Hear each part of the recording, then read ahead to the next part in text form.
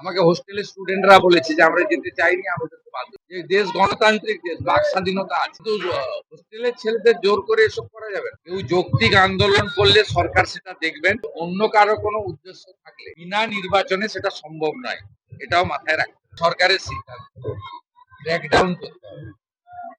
SIR এর সময় যেভাবে অবৈধ জন্ম সার্টিফিকেট দেওয়া হয়েছে, আইপ্যাকের একটা বড় কনস্পিরেসি ছিল।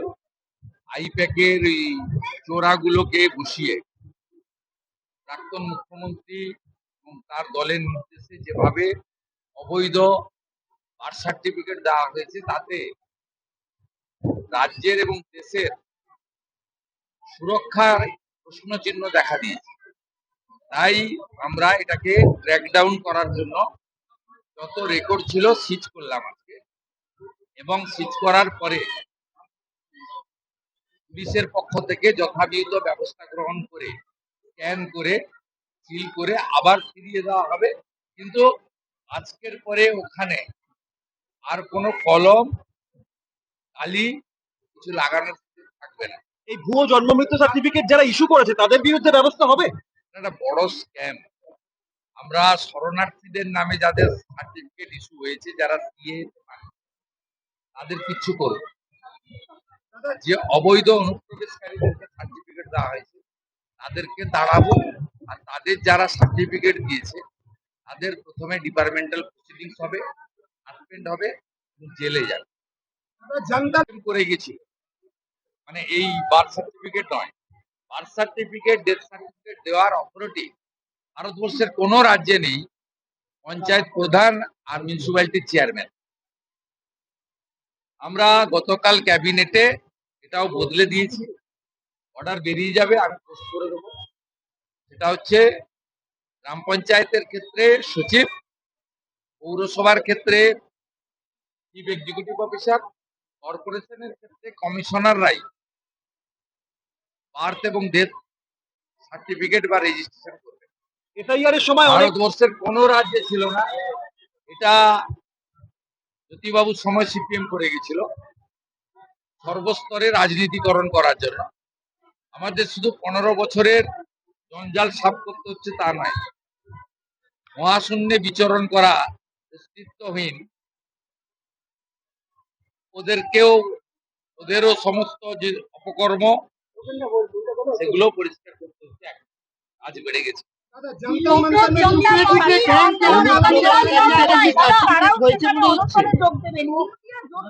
এ সম্পর্কে প্রধানমন্ত্রী স্পষ্ট বক্তব্য রেখেছেন। আমি প্রধানমন্ত্রীজির বক্তব্যকে আজকে সোশ্যাল মিডিয়াতে দিয়েছি। প্রধানমন্ত্রীর বক্তব্যই আমাদের সকলের বক্তব্য। আমরা আলাদা করে এই সম্পর্কে কোনো বক্তব্য রাখতে চাই না। আমরা প্রধানমন্ত্রীর বক্তব্যটাই সমাজের সব স্তরে পৌঁছে দিতে চাই। ভারতবর্ষে সুমহান গণতন্ত্র আছে। কেউ যৌক্তিক আন্দোলন করলে সরকার সেটা দেখবেন, কিন্তু অন্য কারো কোনো উদ্দেশ্য থাকলে বিনা নির্বাচনে সেটা সম্ভব নয়, এটাও মাথায় রাখবেন। এসআইআর এ ভুয়ো ভোটারদের নাম তোলা করলে অসুবিধা নেই, কিন্তু হোস্টেল থেকে জোর করে ছাত্রছাত্রীদের বের করলে গত পরশুদিন যাদবপুরে হয়েছে। আমাকে হোস্টেলের স্টুডেন্টরা বলেছে যে আমরা যেতে চাইনি, আমাদের তো বাধ্য। আমি আজকে ভিসি কে বলেছি, যাদবপুরের ভিসির সঙ্গে আমার ফোনে কথা হয়েছে, যে দেশ গণতান্ত্রিক দেশ, বাক স্বাধীনতা আছে, কিন্তু হোস্টেলের ছেলেদের জোর করে এসব করা যাবে না। মিছিল মিটিং তো আমরা অ্যালাউ। আমরা তৃণমূলের দুটো টুকরো, কালীঘাটপন্থী আর আসল দাবি করা তৃণমূল, কংগ্রেস, কারোর তো অসুবিধা হয়নি। এমনকি শহীদ মিনারে কংগ্রেসের লোকেরা যুব ভারতী ক্রীড়াঙ্গনে তাদের কর্মীদের রাখতে চেয়েছিল, সেটাও দিয়ে দিই। ক্ষুদিরাম অনুশীলন কেন্দ্রে আসল তৃণমূল দাবি করা লোকেরা রাখতে চেয়েছিল, এটাও আমি স্পোর্টস মিনিস্টারকে বললাম দিয়ে দিই। আমরা তো অপেক্ষা করছিলাম, নেতাজি ইন্ডোরটা রেখেছিলাম, যুব ভারতী ক্রীড়াঙ্গনও রেখেছিলাম, যে কালীঘাটপন্থীরা চাইবেন লক্ষ লক্ষ লোক আসবে ওদের জন্য। টিএমসি কমিশনারকে বলা ছিল জলের গাড়ি, আপনার যা লাগে টয়লেট থেকে যা লাগে সব দেওয়ার জন্য। কলকাতা পুলিশ বলেছিল ব্রিগেডে করুন, ওদের তো 30 লক্ষ করে লোক হয়, আমরা বলেছিলাম ব্রিগেডে হবে 10-12 লাখ ধরে বাকিটা ছড়িয়ে পড়বে। তোরা তো ব্রিগেডে করতে পারেনি। তো গলি খুঁজে নিয়েছে, আমরা গলিতে দিয়ে দিচ্ছি, যে গলিতে সর্বোচ্চ 2000 লোক ধরে। কালকে আপনি গিয়ে ফিতা দড়ি দিয়ে মেপে আসবেন, 2000 এর বেশি লোক ওখানে ধরে না। महिला विरोधी है। लोकसभा में कल्याण बनर्जी के आंदोलन के खिलाफ टीएमसी महिला टीएमसी महिला विरोधी है, विरोधी है।